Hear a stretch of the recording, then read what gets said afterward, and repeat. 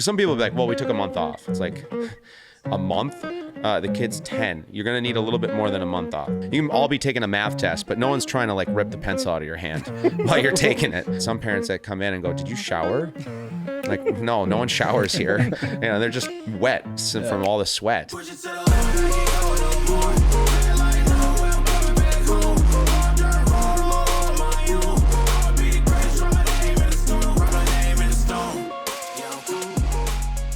Welcome to the Athletes and Sports Podcast. We got a very special guest today, Josh Levine. Josh has been a longtime friend of ours for the In Sports Foundation. We've been able to collaborate on some different projects and initiatives, but Josh from Bloomington played hockey at Jefferson and started the Fortis Academy, which we'll get into a little bit. But Josh, just tell us maybe how the summer go, because I know you had a lot of athletes in town, college athletes, young athletes, and you probably were just on the ice nonstop with all your summer programs. Yeah, it's busy. Sometimes we're in, 5 or 7 different locations at one given hour doing different training. We work out of a few different rinks. We work with everyone from, squirts all the way up through professional and collegiate athletes. So our summers are definitely our busiest time. We have a couple gyms. One's at Champions Hall off 169 in Valley View, another one inside the Richfield Ice Arena, and those are both going simultaneously, and then the rinks are also going simultaneously. So we're just juggling a lot of different things at the same time, which makes the summer fun, but also pretty intense. Yeah, because how many staff do you have now at Fortis? We have 7 employees, and then in addition to that, we hire about 40 college athletes. Generally in the summer, they're college and high school athletes. During the winter, we have a lot of, sort of ex-collegiate athletes who have a day job but want to coach, 3 or 4 hours a week. Can't commit to coaching maybe a team or something like that. They'll come in and help us, on a weekly basis or even just a monthly basis. They might just work one night a month or something, helping us out. Yeah. So there's about 40 of them in the summer. Yeah, so there's a big operation, but it's been slowly over time, as I'm sure you guys know with your guys' business, that it grows slowly over time, so it's manageable. You kind of figure it out and then add a little bit more to it and figure that out. And so we got the process down in terms of how to make sure our plans are all set, the schedules are set, our staffing's set. And we have an operations manager too, Stephanie, who's amazing, and she just makes sure that, everyone's where they need to be when they need to be there. So definitely. Let's take a little bit step back to your childhood. Now, obviously, you were a hockey player, but were there other sports that you played growing up, and what were those? Yeah, I played baseball up through about 5th grade, and then I switched to soccer. Played that for a few years, and then dropped soccer. I wish I hadn't, but I did drop soccer in part for hockey. Throughout high school, though, I ran track and field. And I did the 4x1, the 100 meter, and the 200 meter all the way through my high school years. And I don't know if you can tell watching the podcast, but my legs are really short. So I would go up to the 100 meter start line, and usually the guy checking you in would be like, the shot put, events over there. And I'm like, no, I'm going to try to run this. So no, I would do track. That was great. It was a nice little cleanse. Hockey was like my main sport in high school, but being able to take a step back, go on the track and sprint was really nice and good for me mentally to just kind of get away from a rink and be outdoors. So I did golf too when I was younger. But those are kind of my main: soccer, hockey, and track and field. Josh, do you have anybody growing up that like inspired you to play sports, or who are those people that like got you even into youth sports? Gosh, I remember watching hockey with my dad, and so kind of like seeing that and wanting to play, and my dad played. So I think that piqued my interest in playing hockey. But outside of that, I spent so much time rollerblading and being outside. Our neighborhood had a number of kids in it, and that's how I learned to skate backwards, was rollerblading just in the neighborhood and playing hockey in the summer. That sounds dangerous. On the driveway. I know it was. I'm sure it was dangerous. And so I think my mom told me that I was embarrassed to quit. Like I never wanted to stop. But if I just got too tired after like 5 hours, I'd come in and ask her, in 5 minutes, come out and say that I have to go. Because I don't want to tap. Yeah. We've been playing all day and I'm gassed. So that's kind of how I think I got into it. It's just, I loved the competition of it. It was free. There was no stress, no pressure. Just that free play, I would say, is something that was big for me in getting into playing sports. Mm-hmm. And when would you say, like, for hockey, when did it feel more serious? Like, did it? It got too serious too soon, I would say. I think looking back, it started to feel like it was this thing, kind of a serious thing around 12, 13. And I think it probably could have been pushed back a couple of years, 2 to 3 years before it became that as serious as it did. But that was when, at that time, AAA was kind of starting up more and more. The out-of-town tournaments were kind of becoming a thing. And I just remember at that time kind of like, what happened to my summer? A little bit, Right. Like I still had probably a lot more than kids probably even have today. I had plenty of freedom too, but it felt like it was getting overscheduled around then. Yeah, and it probably is getting even worse now with sports specialization and all these tournaments. And we heard a stat the other day that it was like, if you just let your kids, if they wanted to be good at a sport and you just let them be at home and shoot pucks, like they're going to shoot way more pucks at home than they would if they went to Canada and played in some random tournament. Oh, well, the statistics on that are absolutely absurd. And at some point, hopefully, parents will be able to like digest this and understand it and then kind of push back. But basically, yeah, you can skip the TSA line here, save the $2,500, and your kid could literally go into the garage, shoot pucks for 30 minutes and stick handle for 10, and they would have done exponentially more than they would have in a 5-game tournament in Connecticut or Toronto or wherever they're going. So from a skill development perspective, it's almost mind-boggling. And you're talking about, I think, some of the statistics on it. The best players are maybe holding the puck on their stick for a minute and a half in a game. Mm-hmm. What about the players that aren't very good? I mean, goodness. Okay, so you're going up there to what? Touch the puck handle for, you got 5 games. Let's say on the good end, you're stick handling for 5 minutes. On the bad end, you just get in and get rid of it right away. Right. 2 minutes, a minute. I mean, it's just, it doesn't make sense. And if you watch that, and I'm sure this is true in other sports, but hockey's the sport that I know best. But you watch some of that summer off-season play, and it's not good. I mean, no one's actually playing defense. It's kind of super relaxed on the defensive side. Everyone's having fun on the offensive side, obviously, which makes sense because it's June or whatever. But in terms of becoming a better athlete and a better hockey player, I think we're just missing the mark on a lot of that off-season game focus. And it's pricing kids out of sports too, because a lot of those tournaments, to make money, they have to charge for you to go watch your kid play.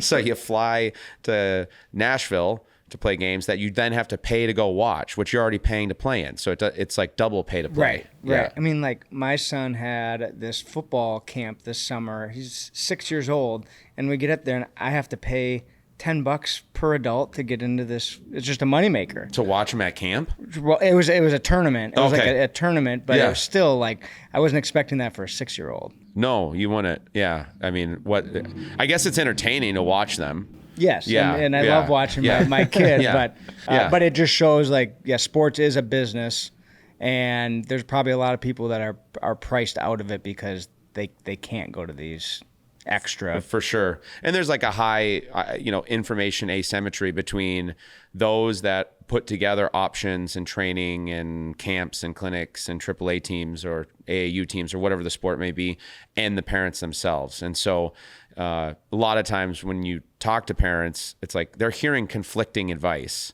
And unfortunately, some of the stuff that makes the most money is on the wrong side of the long-term athletic development science. So it's one of those things where the people that are, let's say, arguing for early specialization have a very high interest financially in that working out for them. Mm-hmm. Like that tournament in Nashville could be making 100 to 150K on that weekend. They have a little bit more incentive than we do as like kind of free play or like, let's make sports more affordable. Let's get more kids in the game. Like they're going to have a bit more of an incentive than we are to push that message, to market that message, and to sit down with parents even one-on-one, right? Like it's worth it for some of those operators to sit down with one parent for an hour, because at the end of that, it's a $2,000 check, not okay, I'm going to go let Billy play in the backyard a little bit more than I was otherwise. Right. We don't get paid for that, for arguing that. So that's, kind of the state we're in. From the In Sports like foundation and the work that you're doing with Fortis, like how do we flip that script so that we can really educate, which you do an incredible job at, is educating these parents that isn't the best for your kid, especially at a young age. Yes. Like at the young age, you should not be specializing. Yeah. So as part of our Fortis Leaders program, as you guys know, we go into associations and we talk to parents. And it sort of feels like a zombie apocalypse where if you've been infected with this ideology that you have to do early as much as possible and specialize, it's really hard to get people to kind of walk back from that because there's so much FOMO. And at that point, everyone's doing it. So then they'll say, well, the best players are doing it. It's like, well, yeah, so are the worst. I mean, pretty much everyone's doing it. So like that's not statistically showing us anything that, oh, Timmy's really good at hockey and he plays year round. So there's that. So I think to change it, we have to actually get in front of parents at the younger ages when the kids are 5, 6, 7, 8, even though some of this stuff starts then. But I think people are more open to really looking at the science and understanding what it means, one. And then two, hopefully over time, we can convince parents that this isn't like, we're not here to just hold hands, sing Kumbaya, and not have good hockey players or not have good soccer players or whatever. We want to help, like Fortis does, we do sports performance training. We work with athletes. We work with college, Olympic, professional athletes. We want to have as many of those as possible coming out of the state of Minnesota. The best way to do that would be to have as many people playing for as long as possible so that then we'll have better athletes. If you constrict that pyramid and you have just a small amount of people being able to play sport, that you're just going to have fewer really good athletes that are coming up and through. And we know if we just widen that base and keep it as wide as possible, we're going to have better athletes. And so convincing parents of that argument's another one. And then providing the programming for that, which is some stuff that we've already worked on, like the Little Spartans program, which I'm sure we'll talk about in Richfield, where we're making hockey more affordable and accessible. Okay, so now more people are doing it. Now there's going to be athletes that come in there and they're just so athletic, they're going to pick it up really quick, even though they're not doing the year-round thing, and they will be competitive hockey players. So that's kind of some of the things that I think we have to do. But really getting to the parents early seems to be effective. We've had feedback from parents that, hey, kind of felt like I was going down the wrong path, and then I went to your leadership seminar, and now I get it. Like I can see where I was going, and I think I just stopped myself. So thank you. I literally have had emails from parents on that. So it's going to take time. This is a big aircraft carrier. It's been going in the wrong direction for probably 4 decades. So it's not like it's going to turn around even in one. Right. I mean, fully. It's not going to do a 180 overnight. Right. But I do also get the sense that this generation of parents, I mean, we all have young kids, are just not looking to have their schedules be as packed. Like we want to have some more family time, want to have some more relaxed time. And so I think there's maybe more of a market for that, for that argument. Like, hey, yeah, like I don't want my kid at the rink 7 days a week. It sounds awful. Right. When it's this nice out, we have 2 more weeks of nice weather and then it's over. No, we're going to be outside. Yeah. Do you know someone who could benefit from this episode? If so, please take the time to share it with them.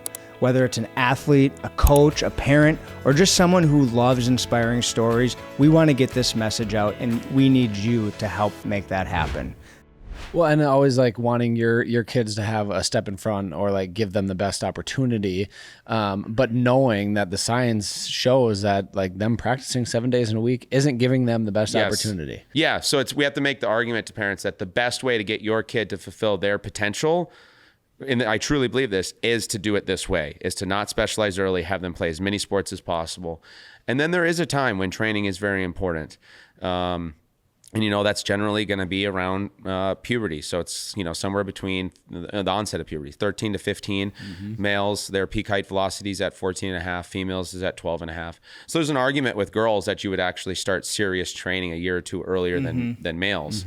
And so there is a place for that. So I'm not saying that you don't at some point get kind of serious about it. But what we see at Fortis too, though, is you have kids that are 6, 7, 8. Okay, well, let's say they're 6 and they start up serious training. Well, now they're 16 and they finally are actually possibly, could be trained into something that is called an athlete, and they're gassed. Their eyes are glazing over. They've already done all the things for 10 years pretty much. And they're like, I've just had my whole career doing this. Can I stop? And what does that serious training look like? So I think, like let's just take an example. You have a 15-year-old male. That's going to be sprint training, plyometric training, weight room, being in the weight room, technical skills training on the ice or on the soccer field or whatever, right? Where you're actually very deliberately trying to train. So you have free play. You have deliberate free play. Let's say that's where we organize a small game, 3v3 soccer or whatever. And then you have deliberate practice where you're really dialed in and you're correcting things as quickly as possible. On the extreme end of that deliberate practice, if you're working with like a college or pro athlete, I love this. It's like whenever I get to work with an athlete of that level, you just feel like the best coach in the world because you tell them one thing and the next rep, they do that one thing. And it's small stuff. Move your top hand out a little bit on the shot or they're coachable. Yeah. Get a little more ankle dorsiflexion when you skate. I mean, they're very coachable, like on the extreme end of it. And then you take like a second grader and it's like, they can input some, but you're really just spinning your wheels if you're trying to throw that much at them at that age. And so, I kind of look at it like there's certain skills that you can learn at any point in a given age range. Let's say like stopping in hockey. I get this one a lot. Like, oh, my kid's in first grade, he can't stop. I'm like, okay, like just keep skating, keep playing. And third grade, if he can't stop, I guarantee you if he's been just playing hockey travel or even just playing lots of pond hockey, I can probably teach him in about 2 minutes without all the frustration and maybe crying and all this stuff. So like, why push it if he's not ready? If you do everything you should, which is just building this athletic base, having him play pond hockey, having him let's say he's in his association, he gets to play a couple jamborees, he does his practices. I'll be able to teach him deliberately super fast because he'll have the base. But a lot of times I see it where we're trying to force it early and I'm like, for what? It's, I have to spend 10 hours to try to teach the kid to stop. I can do it in 5 minutes in 2 years. Right. It's just like, give it, like, who cares? On top of the burnout, talk a little bit more about like the prone of injury just for the specialization before they are hitting puberty. Oh, for sure. In the high school. That's gotten really bad. That's the worst part. And that you got to see this firsthand every day. Yes. Oh, I see it all the time. The amount of bilateral hip surgeries on kids that are 14 and 15 right now, that is going up, and it's crazy that's even a thing that even happens. I don't know anyone that I played with when I was in high school that had hip surgery, and I hear about them constantly now. Like so and so just had hip surgery. I'm like, he's like a freshman in high school. How is that possible? Those are going up. L5 stress fractures are off the charts in terms of the percentage and the amount of them that are happening. We're seeing at one local youth hockey association here last year, I think they had 8 kids with L5 stress fractures that could not try out. And they play hockey. And so if you overdo hockey, during this there's a period of time when it's really dangerous. And so basically that's when a kid is going through peak height velocity. So they're growing, their skeletal system will take off. Their muscular system is going to take some time to catch up. It'll take about, let's say 18 months on average or so before that maturation rate is going to hit roughly where the skeletal system is. And so the ligaments and the muscles, it's not your system, your body cannot handle that stress now. And that's where I see a lot of the overuse injuries, whether it's a stress fracture in the low back is a common one, or in hockey, we're seeing the hips, a lot of hip issues, and pelvic alignment issues. Is that because skating is such an unnatural movement compared to somebody running? Or Yep. Yeah, and if you skate, if you play competitive hockey through, let's say, high school, and then you go play junior hockey, the percentage likelihood that you have some fraying in the labrum in the hip is like 90+%. So you're going to have it. And I think there's statistics in other sports like football and whatnot where the hip joint is just going to get worn down. It's just like, it's just the way it is. But hockey can be particularly difficult on it. You can play and not be symptomatic as long as there's a few things that your glutes are activating correctly and your body's aligned properly, whatever. But if you just overdo it constantly at these young ages, when you're growing, that's when you're going to start getting some of that tearing that's going to need to get repaired. And long term, it's like, okay, is that athlete going to be better then at 22 when they're trying to play professional hockey, or 24 if they just had some clean hips, or would it be better to have them having surgeries? Obviously, like, having the surgeries is going to reduce probably the amount of time that they can play. And if they can make money playing, then those surgeries cost not only a lot of money probably at the time, but they also could be costing that athlete, hundreds of thousands, if not millions of dollars in revenue that they could, or income that they could have been making, because they could have been playing 2 or 3 extra years. Just being healthy is like super important to a professional athlete. It's like the most important thing, so that they can keep playing and keep making money. So for a young kid not at that puberty level yet, what is the amount that they should be playing? Like, or what's too much? That's a good question. My personal recommendation, there's some good studies on this, but you basically want about 3 months out of the year off from a main sport to not have it be considered early specialization. So if you're 10 and you're playing hockey for 11 months out of the year, you're specializing. Because some people will be like, well, we took a month off. It's like, a month? The kid's 10. You're going to need a little bit more than a month off. I count that as weeks. The way I recommend this in my parent seminars is a week counts as a block of time. So 2 days off doesn't count. You can't just add single days up. But if you have a full week off, you can have that off. You might have, let's say, 6 weeks off during the summer in week chunks. You might have most of August, let's say July 4th off, the first week of June off. Okay, you can count that as 6 weeks. Okay, and then it you doesn't have to be consistent. I don't think it has to be. I think it's hard for it to be like a full 3 months for a lot of parents. Even though it shouldn't be, but I think if you can at least get full weeks off up to 3 months of time in a calendar year, that then I would say you're not specializing early. And again, also not to the detriment of other sports as well. So that's another definition of it. If you're playing so much hockey that you can't do anything else, then you're specializing early. But about 3 months off would be good. Yeah. And the funny thing is, as you get older, I mean, gosh, our college guys, they all take a couple months off after the season. Yeah. Mandatory. You have to. If you don't, you will burn out, and the body will burn out, because they start to get, they're in their 21, 22, 23. Their bodies can't handle playing a full season and then just going right into training. They take a couple months off. And then when they skate in the off season, they skate 2, maybe 3 days a week tops. Yeah. And a lot of times I'm talking to parents who are having their athletes skate 6, 7 days a week in the off season.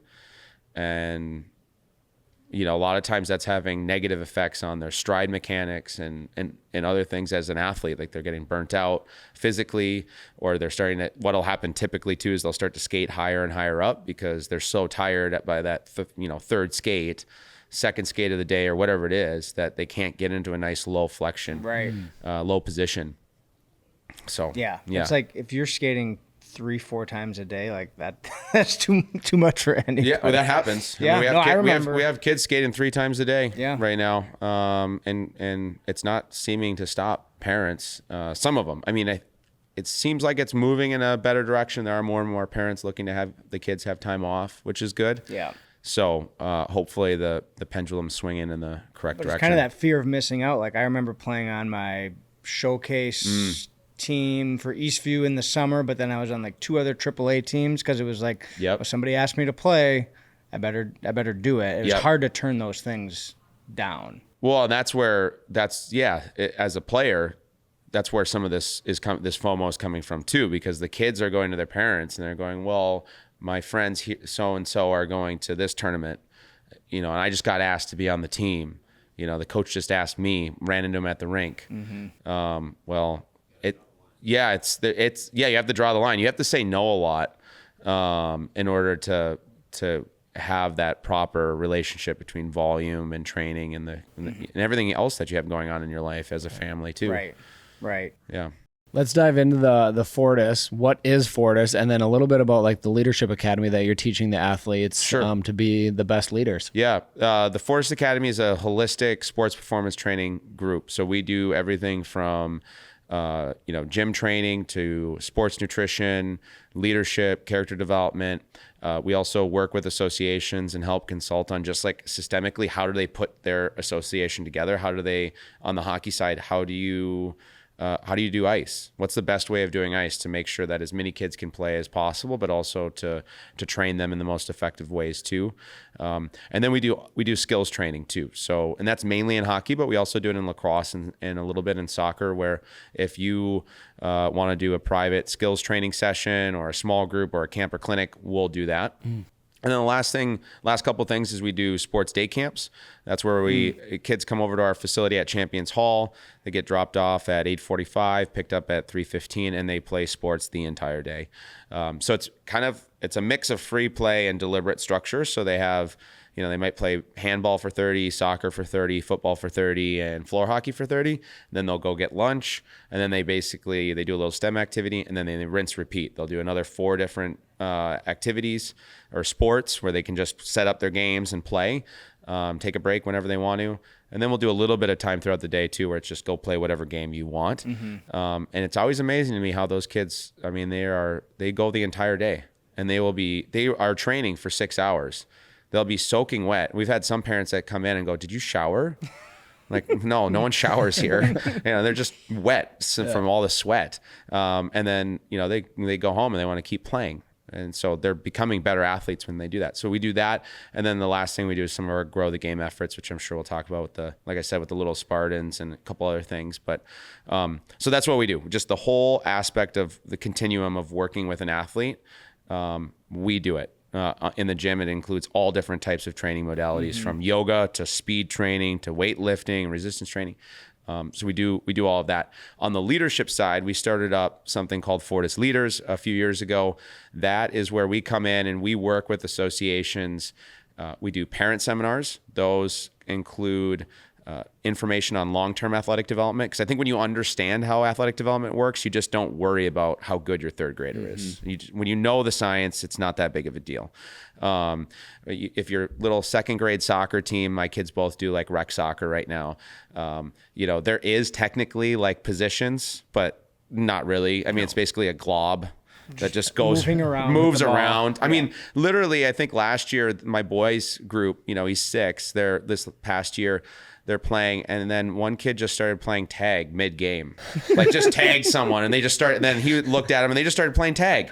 Another couple of kids just started wrestling each other during the game.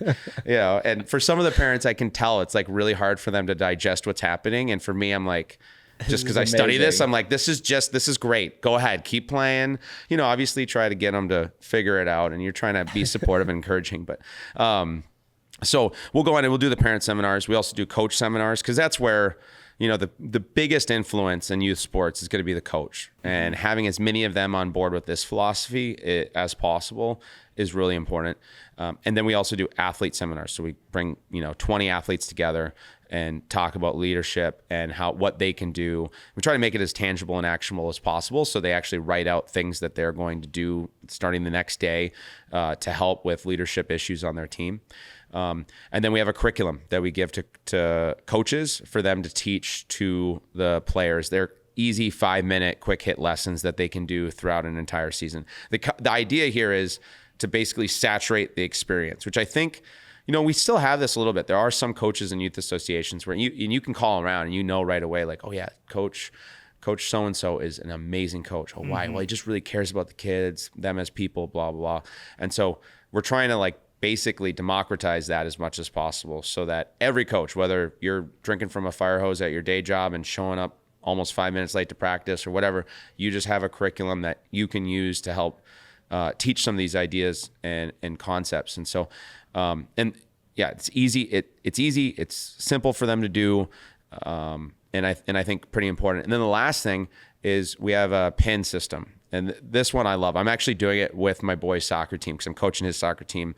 I got practice tonight. And so there's pins for persevering, encouraging others, teamwork, hard work, humility, servant leadership. And so I for them, they're 6 years old. So I have a hardworking pin, a chop wood pin for hard work, a teamwork pin, and then one other one, encouragement.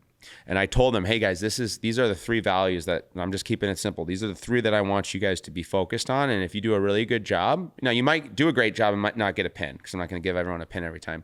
but I'll award you with a pin if you do a really good job over time.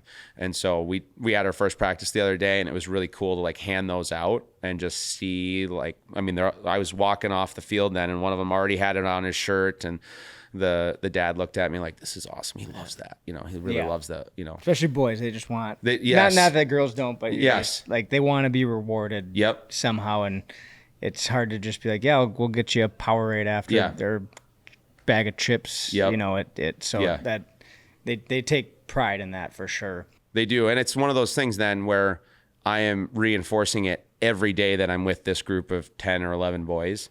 Every day I'm going to be talking about working hard, encouraging others, and being good teammates every day, because it's not like they're going to get it. It's not going to sink in on day one. Mm-hmm. And that's what we have to do across the youth sports spectrum, is it has to saturate that experience. Do you do some of those similar techniques for your staff at Fortis? Like how you encourage them to live out the mission and everything? We certainly try to.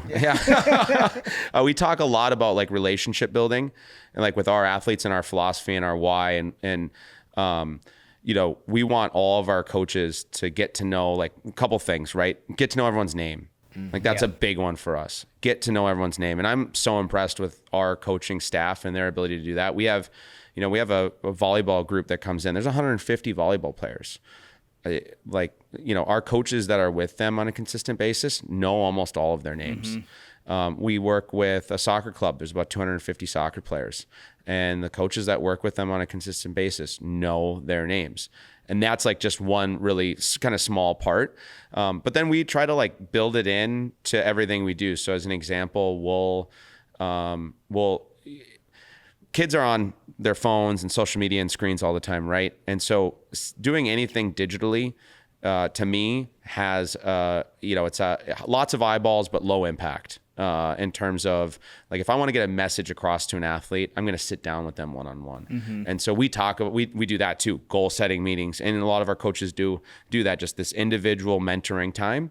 But we'll also send letters. So if there's we were working with a soccer group, like I said, about 250 kids, and we were just like, who's working really hard? And who are we really thankful is working hard and being positive and whatever. And like, okay, we identified some of the kids, and then the lead trainers for those groups sent them notes, just a like quick handwritten in the mail, so that you're going to remember that. Yeah. Like that message is getting across.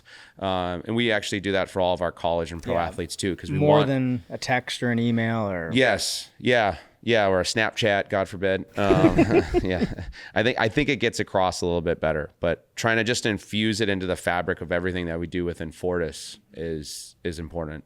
So everything that you have for your leadership academy, for coaches, parents, athletes, like, did you come up with all that, or did you have somebody that showed you how to do this, or where do you get all of that curriculum from? One would be from kind of experience, trial and error. So, I mean, starting in 2008 or 9, I started doing training in 2005, but I think by 2008 we were doing leadership lessons on a relatively frequent basis. And so we just find a quote online and just go for it. Try it. Like, hey guys, here's a quote. We're going to read it. And we were kind of brazen at the time and didn't think we might look stupid or anything, even though I'm sure we did when we would do it. And we just kind of see how the kids react. And I was always surprised with how well they did. I wasn't expecting them to have such good comments and ideas and concepts.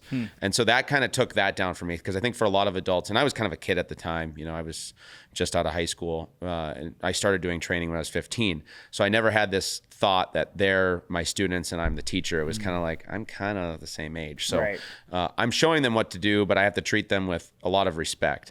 And so that over time, that started, we started just building out more and more lessons. And those built up over, let's say, 10 years. And then more recently, when we really codified that curriculum, there's been a lot of, different ways we've been able to tackle it, right? We do sports leadership scenarios where we just have a scenario and then what would you do? Here are a couple prompts for the coach. And then reading a lot of leadership books and, or just even sports stories, right? And kind of getting ideas from that and then just codifying it into one booklet. And we worked as a team to put a lot of that together as well. I mean, it probably took you a lot of time. Like I have some of your books and I've read through them, and it's like that's a lot of effort. It was yeah. I say it's like at least 10 years of experience kind of being codified into one booklet. And then there's 6 different booklets essentially, right? So you have different curriculum from if you start in 4th grade through 9th. So every lesson's different throughout all of those books. You don't repeat lessons throughout those 6 years. Hey listeners, we want to take a quick moment to tell you about the InSports Foundation. At InSports, we believe every child deserves the chance to play sports regardless of their financial situation. Our mission is to provide free camps, scholarships, and team sponsorships to reduce the cost of sports and help more kids get in the game. As we all know, through sports, kids can learn valuable life lessons, stay active, and maintain their mental well-being. To support our mission and help us give more kids the opportunity to play, visit insportsfoundation.org and consider making a donation today. Together, we can make a difference.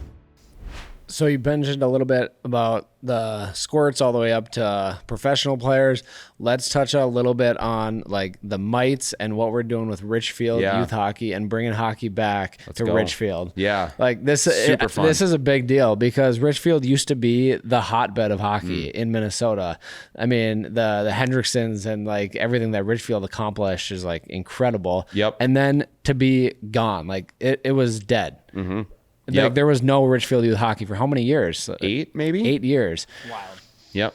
And now, just within this last year, and partnering with InSports and Fortis, like you guys have done an incredible job of bringing that community to the rink and starting the Little Spartans. Yeah. Touch a little bit about that. Yeah. Well, the partnership with you guys in InSports has been awesome. And I'm like super excited about this upcoming year where we're trying to double the numbers. We're doing two sheets or 2 hours back to back. But the idea kind of came about because Chris Wybe, who's the rink manager over at Richfield, had been running very low key little Spartans kind of learn to skate program. A lot of rinks have these sort of learn to skate programs, but he really wanted to get more on the hockey side and like start building that program back. And we just opened up a gym in the Richfield Ice Rink. So there was a lot of interaction between us and the rink manager, Chris. And at one point, we're just like, well, you know, we want to have more hockey players here in Richfield. That'd be good, right? To have more at the Richfield Ice Arena that are from Richfield. And why can't we? And we kind of wanted to prove, too, that, you know, hockey can get stuck in its ways a little bit, that, you know, well, there's just no one in Richfield that wants to play, or, you know, the economics or the demographics just are not friendly to hockey. So there's just no way we can have hockey. It was funny. We put it together, and last year it went directly through the community education website, and our operations manager, Stephanie, was talking to someone in the department over there, and they were like, yeah, we've been trying to find hockey in Richfield. We can't find anything, you know, because they're Googling Richfield hockey. And, you know, you guys all have young kids. You're kind of drinking from a fire hose. It's really hard to just, you know, search for something that doesn't appear to be there. And, you know, there is technically Richfield players that want to do travel hockey because we're not a traveling program at the moment. They would go to Jefferson, but it's really hard to find that. Like when you Google it or whatever, you're like, okay, well, this is for Jefferson. Where's the Richfield stuff? And so it's hard for people to see that connection. And then there's also just the fact that playing hockey is expensive. It is not a cheap sport, like pretty much every sport now. And we thought, well, let's just see what happens if we make it $100 and maybe truncate the season a little bit. And the first year, I think we had 60 kids registered. And that of those kids, so they could come from anywhere, 25 lived in the Richfield School District. About another 20 to 25 lived basically in South Minneapolis. So if they're going to play hockey, they would want to be in Richfield. And so that's a hurdle that the program will have to discuss and figure out how to work through. Because if you live by Lake Nokomis, going to Parade Ice Rink might be really difficult for you, whereas Richfield's right there. And so it proved that there's kids we had a lot of we had families that couldn't speak English where their kids came and play. And they had a blast. And I think they're going to be great ambassadors for the sport and show that if we make it, well, the other thing we did is consistent times. So the schedule for next year is already set. So you can go online and you can just see, there are my times. It's not going to be Saturday morning at 9, the next week, Saturday at 2.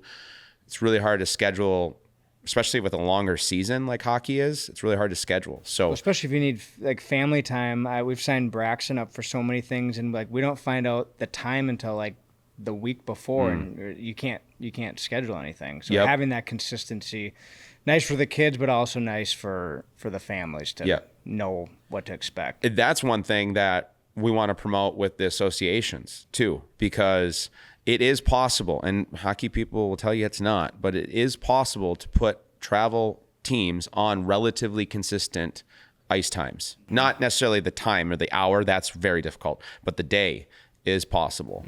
You have to get creative. You have to have the JV team going at 6 a.m. once a week, or the varsity team once a month, or whatever, right? You do have to move maybe the squirts go once a month before school, each team once, to kind of open up the ice, but you can do it, and it is possible. And if we do that, we make things more consistent, more family friendly, more affordable, or at least have affordable options. We're going to have way more kids involved in hockey. And then if we can do it in hockey, then I feel like any other sport, most other sports will be a lot easier.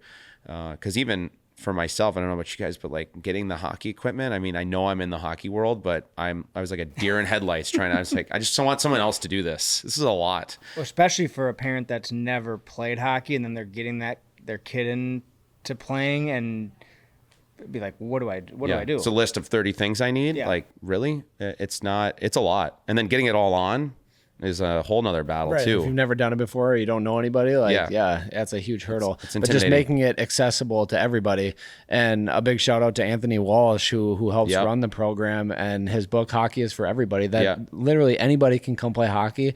And as the In Sports Foundation, we're just super excited to continue that collaboration and continue growing this program, so we can become Richfield Youth Hockey and make it an association and bring it back. That's the goal. Yeah, we have to keep recruiting like we did last year, and just, if we double it this year and then do it again, it won't actually take that long till we'll have enough kids spread quick to be able to play. I just thought it was so cool. And we met with Stephanie and Sports Engine to set the website up, and she's like, we need English and Spanish. And it was like, I've never heard of that for hockey, and that's pretty cool.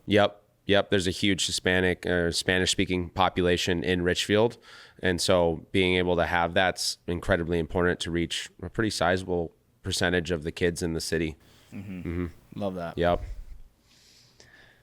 What else? We touched on a lot of topics, and I'd love to talk a little bit more about like our Play It Forward campaign on how we continue to grow the game of hockey.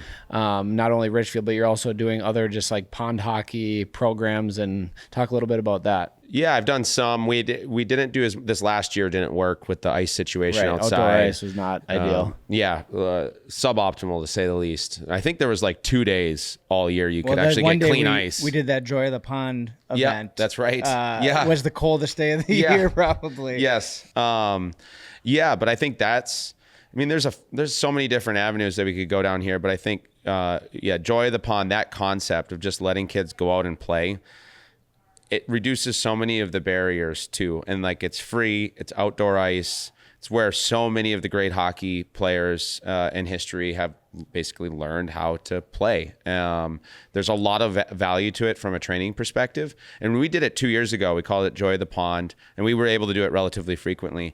And we went to Creek Valley one time. It was a Tuesday night, I think, and we were there from 5 or 4 to 7 or whatever.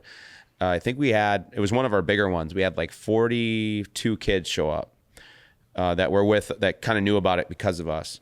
There were only 3 or 4 other kids out on the sheet, on the rink. And so I was thinking, okay, if we weren't here, it's basically nothing. And so it's kind of this like negative feedback loop where, okay, I go to the rink, I go to go play pond hockey, or I'm going to go to the baseball diamond in the summer and just mess around. Well, no one else is there to play with you. And so that's something that I think we have to kind of try to reverse. One of the reasons my wife and I, we moved just a few blocks down the street, and we didn't want to move from our neighborhood because we have a very unique neighborhood. We have about 40 kids within 2 to 3 blocks who play outside. Our kids play outside every single day when it's nice out. And they're running around, they're biking, they're They're going into different people's backyards to do trampoline and all this different stuff. And it's pretty idyllic, and it's something that a lot of the country doesn't have.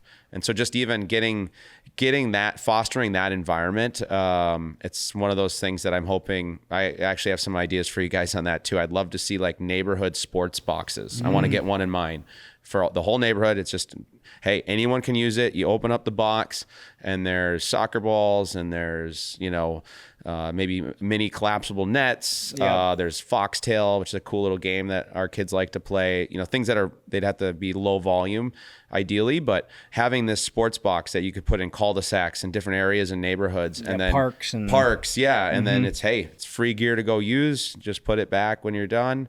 Obviously, you're going to have some that'll get just taken or lost, but something like that to help revive that concept and get parents on board with this idea of just letting your kids get outside, get them off screens. It's so important at the youngest ages to have them playing as much as possible. Definitely. Yeah. I have seen that at some parks in Egan where they've got like those basketball, it's not like a basketball court, but they have like 10 different hoops, and they've got sweet. different ways to bank a shot, and there's like a bunch of challenges, but then they have a box of basketballs that anybody can use. Yep. They say, put it back when you're done, but it just gives that easy access. Yeah. Yeah. And some of it's just like purposing the space. Like, hey, this space here, this cul-de-sac is for you to be able to play. Okay, because there's stuff here for you to play with, right? And just having people start to associate it that way, I think is really important. Love that idea. Yeah. Yep. Super cool. Yeah. We are doing Joy of the Pond Might Jamboree again this year. Let's do it. TBD the date, but coming soon. So out of Viking Lakes again. Yeah. blow that up. That looked amazing last year, and you just get some better weather, and it's going to be. It'll be a better winter. It's got to be, right? Yeah. Last year was way too nice. We're ready for some pond hockey. Yeah. I'm ready for it to be cold. Get some ice. What's kind of your next goals for Fortis? Is it impacting more kids? Is it growing geographically, or do you guys feel like you're in a good spot where you're at? We feel like we're in a good spot. I mean, the last year we meet as a team every year to just do basically like the most macro strategy meeting that you possibly can. Just where are we at? Where are we trying to go? This year, our big focus was just on solidifying our processes and making sure every training session we do is as good as it possibly can be. Mm-hmm. And so, that's not an easy task. Mm-hmm. And I'm probably pretty critical of myself and just how we run things. So I'm constantly like, okay, how can we improve that training session, or how can we improve the experience for the athletes coming into our gym? So we're not looking to grow outside of just that organic growth that sort of comes from, people coming through our website or natural connections through our network, at least for a little bit here. Yep. What we're looking to grow more would be our coach education, our leadership program, our ability to help associations grow the game. Those efforts are really fulfilling and something that we want to do more of in the future. I know we were talking at one point about that college mentorship program. Is that something that you guys did? We did a couple years ago. Yep. We did not do it this summer. We had just done it for free. It did not cost anything. And what did that kind of look like? What did that? It was we put together 5 conversation decks for our mentors, our college athletes, which had basically a list of a ton of questions and some concepts and ideas to be talking about. So it ranged from like training and nutrition to mental health and social media. There were a variety of different concepts. And what were the ages of the kids that they were? Generally high school. So it was like college to high school, where they can really, there's a big impact that could be made at that with those ages. Totally. And then the athletes, our college athletes, met with their mentees 3 to 5 times to go through those conversation decks throughout a year. And it was cool. I mean, we had some of our high school athletes with their college mentors are still in touch. So that was really cool. And that's something we'd love to figure out how to do more of in the future as well. Yeah. Sports, it's really fun to make or to help an athlete along their journey in sport, to help them get better at it. But at the end of the day, if that's all we did, even with the best athletes that we have, there's still a little bit of a hole there then a little bit. Like what I love so much about working with our college and professional athletes is that, they're older, so this is easier, right? But you really get to know each other, and you develop, trust with each other and a relationship and a friendship. So that's really important to I can't wait till they have their own families and I get to meet their kids, and their kids are in sport. I'm going to see them at the rink or at the soccer field or whatever. That's really important to us. Mm-hmm. What would you say if you were to look back on your sports career playing hockey growing up, if there was like one life lesson where you're like I'm so glad that happened to me and that's impacted me in whatever way. And you're in the sports industry, so you see it all the time, but I'm sure you do a lot of other administrative work that wouldn't matter if it was in sports or a different type of business. Yes. But is there like a key life lesson that you feel like I would never have gotten this without playing sports growing up? Yeah, I think there's a couple. I think one thing with sport that's different than almost anything else, and especially if you're in a physical sport, hockey, football, lacrosse, soccer, the person on the other side of the field is like, they're not trying to hurt you, hopefully, but like they're coming after you and they want to beat you 100%. And sometimes they're going to, and then you have to accept that graciously. And I think that's a really good lesson that sport teaches that very few other avenues teach. Like you can all be taking a math test, but no one's trying to like rip the pencil out of your hand while you're taking it. Right. And that's something that I think helps you become more resilient.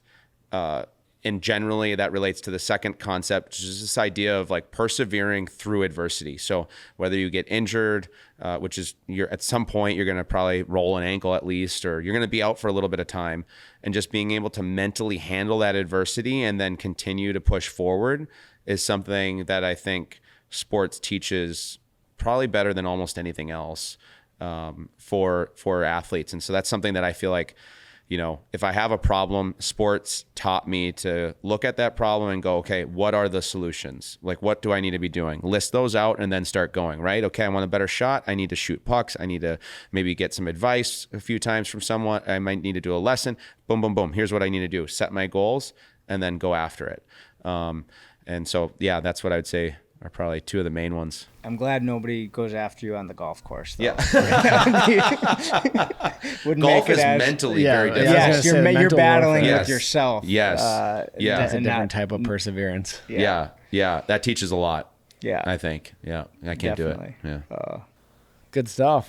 No, I think that's a wrap. Yeah. Thanks for having me on, guys. Thank you so much for coming on and just all the partnership between Little Spartans and all the other things that we've done together, and we look forward to growing that. And same. And doing it in other spots, right? There's so many communities now, not just in hockey, lacrosse, other sports where they're drying up. The associations don't have enough kids playing, and I think we're onto something where we can go in there together and we can show them, here's how you can grow this game, here's how you can get more kids playing, and that's a pretty cool mission.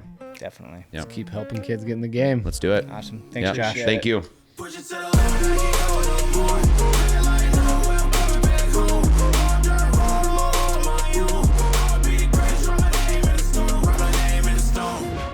Thank you for tuning in to the Athletes in Sports podcast. If you enjoyed this episode, please take the time to follow, subscribe, like on all the channels. This is how we can continue to bring these inspiring stories to you and make a bigger impact to get more kids into the game.